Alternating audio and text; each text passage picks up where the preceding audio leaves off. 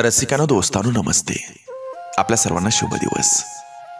दोस्तानो, जोपर्यंत आपल्या शरीरामध्ये जीव आहे तोपर्यंत आपल्याला किंमत आहे, या जगात किंमत आहे. पण दोस्तानो, ज्या क्षणी या शरीरातून जीव निघून जाईल तेव्हा माणूस असो किंवा पैसा असो, सगळं काही मातीमोलच असतं. म्हणून दोस्तानो, नातं सांभाळायचं असेल तर चुका सांभाळून घेण्याची मानसिकता असायला पाहिजे. आणि नातं टिकवायचं असेल तर नको तिथं चुका काढण्याची सवय नसायला पाहिजे. दोस्तानो, कुटुंब आणि आप्तप्रेम हेच जीवनाचं खरं मूळ आहे. दोस्तानो, रांगोळी पुसली जाणार हे माहीत असूनही आपण ती जास्तीत जास्त रेखीव काढण्याचा आपला नेहमी प्रयत्न असतो, आपण प्रयत्न करत असतो. तसं दोस्तानो, आपलं जीवनही पुसलं जाणार आहे हे माहीत असूनही आपण त्या रांगोळीप्रमाणेच ते जास्तीत जास्त सुंदर करण्याचा प्रयत्न केला पाहिजे. दोस्तानो, माणूस कधी छोटा किंवा मोठा नसतो, मोठी असते ती फक्त माणुसकी. आपण माणुसकी जपत जाऊया, माणुसकी वाढवत जाऊया. चला दोस्तानो, आजही आपल्यासाठी सुंदर विचारांची शिदोरी ही मालिका अशीच पुढे घेऊन आलोय.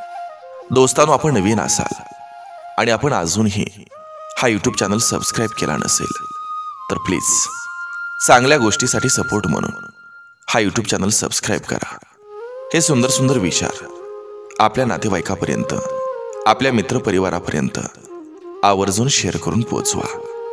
लाईक आणि कॉमेंटच्या माध्यमातून हे विचार आपल्याला कसे वाटतात ते आवर्जून कळवत चला. चला दोस्तानो, करूया सुरुवात सुंदर विचारांना, सुंदर सुविचारांना.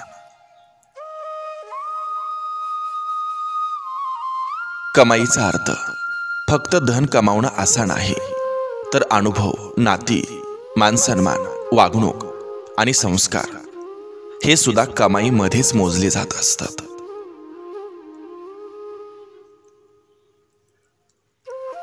माणसाचा सर्वात चांगला सहकारी त्याची प्रकृती आहे. तिची साथ सुटली तर मात्र प्रत्येक नात्यासाठी ओझं होत असतो. म्हणून आपल्या प्रकृतीकडे लक्ष द्या आणि सुखानं जगा.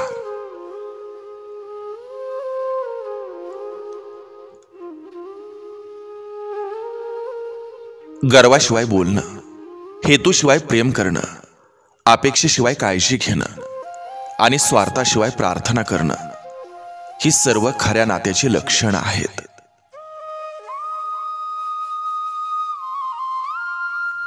जीवनात जर शांतता हवी असेल तर दुसऱ्यांशी वाद घालण्यापेक्षा स्वतःला बदलून घ्या.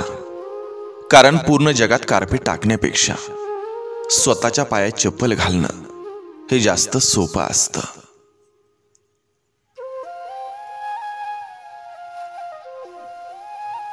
ध्येय असं पाहिजे की ज्या दिवशी तुम्ही हराल त्या दिवशी चर्चा जिंकणाऱ्यापेक्षा तुमची जास्त झाली पाहिजे.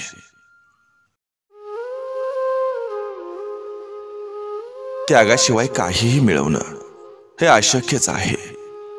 श्वास घेण्यासाठी आधी श्वास सोडावा लागतो.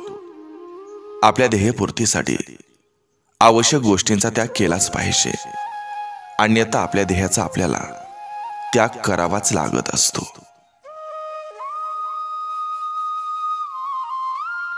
भलेही संपूर्ण जग तुमच्या विरोधात असू दे, संकटे दारापाशी आग ओकत जरी बसली असतील तरी त्या आगीतून पुढे जा.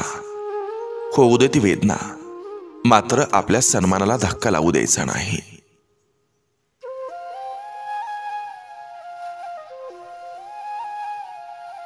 संघर्ष हा वडिलांकडून आणि संस्कार हे आईकडून शिकायचं असतात. बाकी सगळं दुनिया शिकवत असते.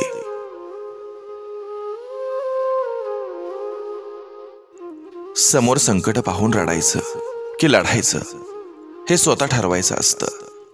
रडला तर संकट तुम्हाला संपवत असतं आणि लढलात तर तुम्ही संकटाला संपवत असता.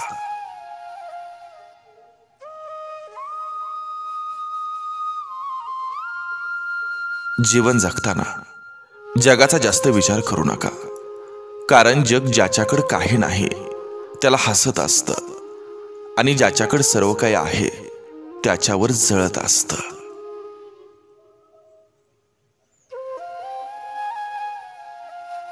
आयुष्यात आनंदी आणि सुखी राहायचं असेल तर परिस्थिती पाहून निर्णय घ्यायचा असतो. दुसऱ्याकडे पाहून कधीही निर्णय घ्यायचा नसतो.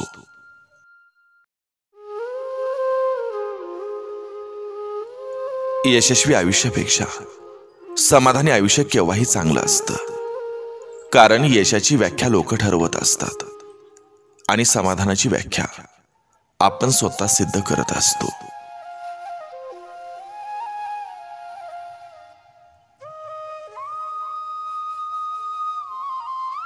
दहा वेळा पराभव झाला तरी चालेल, पण एक विजय असा मिळवायचा की लोक नेहमी लक्षात ठेवतील. मी मोठा की तो मोठा यातच आयुष्य संपून जात असतं. सर्वापेक्षा मोठा तो वरती बसलाय हे ज्याला कळलं त्यालाच जीवन कळलं.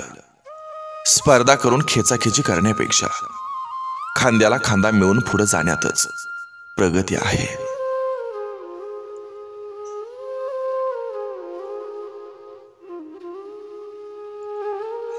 सर्वांच्या सुखदुःखात सहभागी होणे हा आपला एक भाग असतो. आयुष्य मिळवणं हा नशिबाचा भाग असतो. मृत्यू येणं हा काळाचा भाग असतो. तर लोकांच्या मनात जिवंत राहणं हा कर्माचा भाग असतो.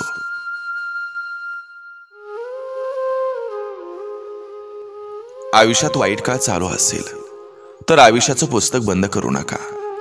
फक्त पानं बदला आणि नवीन धड्यापासून सुरुवात करा.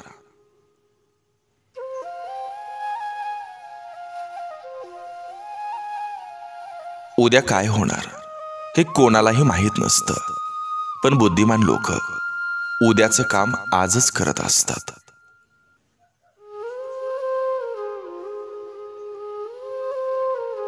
मानवी नातं हे नैसर्गिकरित्या कधीही तुटत नाही. मनुष्यच त्याला संपवत असतो.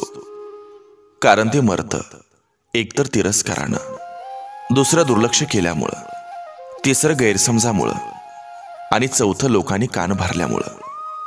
नात्यामध्ये विश्वास ठेवा आणि नाती प्रेमानं जपा.